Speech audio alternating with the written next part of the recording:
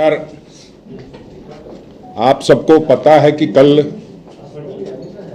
महामहिम राष्ट्रपति पद के लिए चुनाव होना है और जो आप लोगों ने कल आदरणीय यशवंत सिन्हा जी को सुना, आपने समय निकाला और आपने अभी अपने सभी अखबार हो या चैनल्स हो सब में प्रमुखता से उनको कवर किया, उसके लिए पहले धन्यवाद करूंगा। मुख्यमंत्री जी ने भी आदरणीय जसवंत सिन्हा जी को समय दिया और जो एक विपक्ष की साझा रणनीति है उसके तहत हमारे उम्मीदवार को कांग्रेस पार्टी के सभी विधायकों ने, माले के आदरणीय विनोद सिंह जी ने, सभी लोगों ने आश्वस्त किया कि हम आपके साथ हैं। और कल ही आपने देखा दिल्ली से जब हम यहाँ बैठक कर रहे थे तो दिल्ली से सूचना आई कि आप भी उनको समर्थन दे रहा है, तो निश्चित रूप से हम इस उम्मीद के साथ कल पूरी तैयारी के साथ चुनाव में जा रहे हैं। जो पिछले 3 दिन की बात है, जिस तरह से हम लोगों ने वचन पत्र में वायदा किया था और कहा था कि हम इन बातों का ख्याल रखेंगे, उसको हमने करने का काम किया है।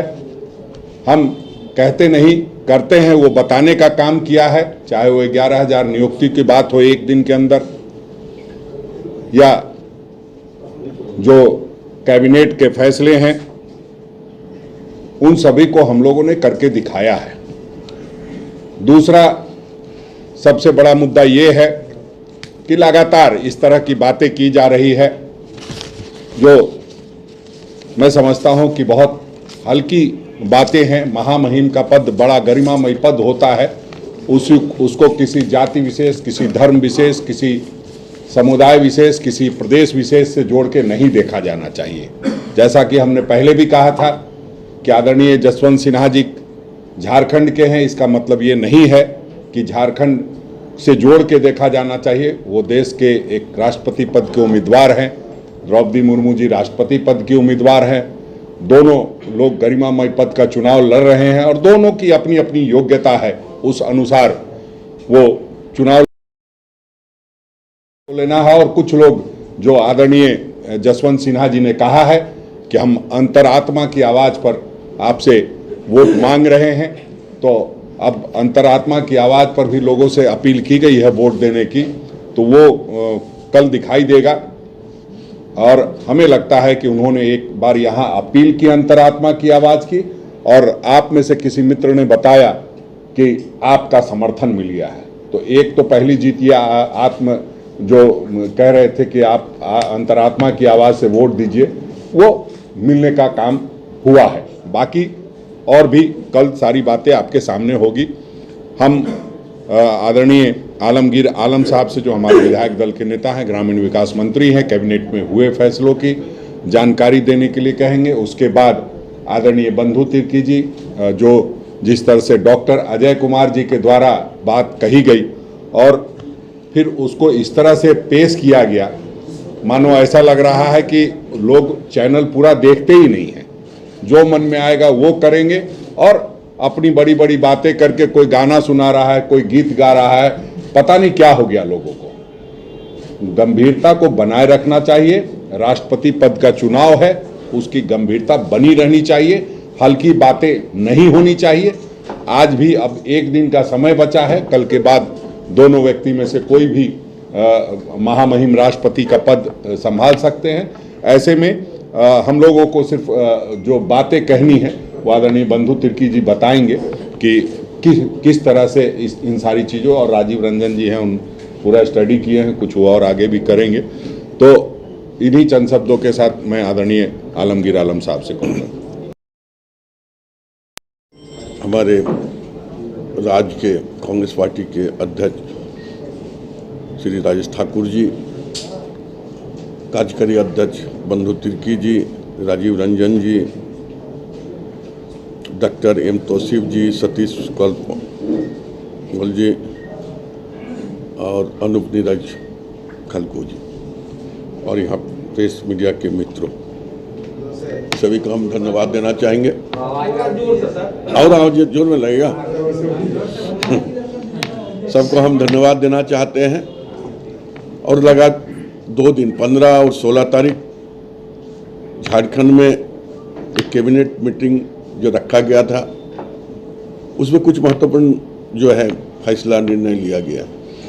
और दूसरा जो कल सैटरडे कल जो हमारे माननीय मुख्यमंत्री एक साझा कार्यक्रम हम लोग कर रहे थे मुराबादी मैदान में, जहां पर 11,000 प्राइवेट सेक्टर के लोगों को नियोजन पत्र भी दिया गया है। ये बहुत सारे अगर देखा जाए जो कैबिनेट का मीटिंग से लेकर नियोजन पत्र वितरण, तो हम लोग ने चुनाव प्रक्रिया में जब चुनाव में गुजर रहे थे तो हमारे पास एक मैनिफेस्टो हुआ करता था, जिसका प्रचार प्रसार आपके माध्यम से भी हम लोग कराने के काम किए थे। और ये हमारी जो अध्यक्षा है परम आदरणीय सोनिया गांधी जी, राहुल जी के निर्देश पर जो मैनिफेस्टो हम लोग ने बनाया था, उस मैनिफेस्टो के देखते हुए कुछ कामों को हम लोग ने अंजाम देने की काम किया है। ये हमारी पार्टी का, गठबंधन पार्टी का एक बहुत ही बड़ा महत्वपूर्ण विषय था और उस काम को हम लोग को करने की काम किया है। हम लोग पहले गांव की तरफ जाते हैं। गांव के लोगों का रोजगार का एक साधन बहुत बड़ा होता है जो मनरेगा के तहत किया जाता है। हम लोगों ने पहले भी मनरेगा के तहत काम एक नहीं बहुत सारी योजना चलाकर वहाँ के लोगों का पलायन रोकने की काम किया है, वहाँ के रोजगार बढ़ाने की काम किया है। और इस बार जो कैबिनेट में उसका जो मानदेय है, मैंडेट जो है, वो 237 रुपया करने की काम हम लोगों ने किया है। चाहे गरीब लोग जो है बीपीएल जो अभी तो है नहीं, जिसका आर्थिक रूप से कमजोर है, वैसे लोगों को 100 यूनिट बिजली फ्री देने की काम हमारी सरकार ने किया है। हमारे पीडीएस की दुकान में जो हम लोग को अनाज मिल रहा था, दाल नहीं मिल रहा था, हर एक लाभुकों को 1 किलो करके दाल देने के हम लोग काम करेंगे। और एक महत्वपूर्ण फैसला हम लोग को लेना था कि ओल्ड पेंशन छत्तीसगढ़ और राजस्थान में पहले ही इसका आगाज हो चुका था, उन लोगों ने किया था। और यहाँ की जो एम्प्लॉई हैं वो लोग बार बार सरकार के पास, हमारे माननीय मुख्यमंत्री से लेकर हम लोग के पास भी आने के काम किया है। और उस दिशा में हम लोगों ने पहल करके ओल्ड पेंशन का भी लागू करने की काम किया है।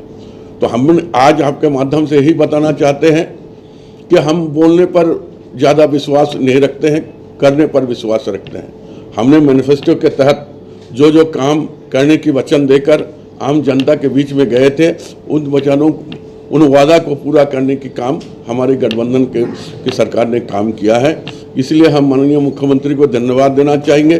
और हमारे जो मार्गदर्शन हमको देते हैं राहुल जी, मैडम सोनिया गांधी जी, उनका भी धन्यवाद हम देना चाहेंगे। उनका मार्गदर्शन में और हमारे युवा नेतृत्व हेमंत जी का नेतृत्व में हम लोग जो काम किए हैं, उसके सार्वजनिक रूप से आज हम आपको बताना चाहते हैं कि जनता के बीच में जो वादा हम लोग ने किए थे, उसको धीरे धीरे आगे की ओर ले जाने के हम लोग ने काम किया है।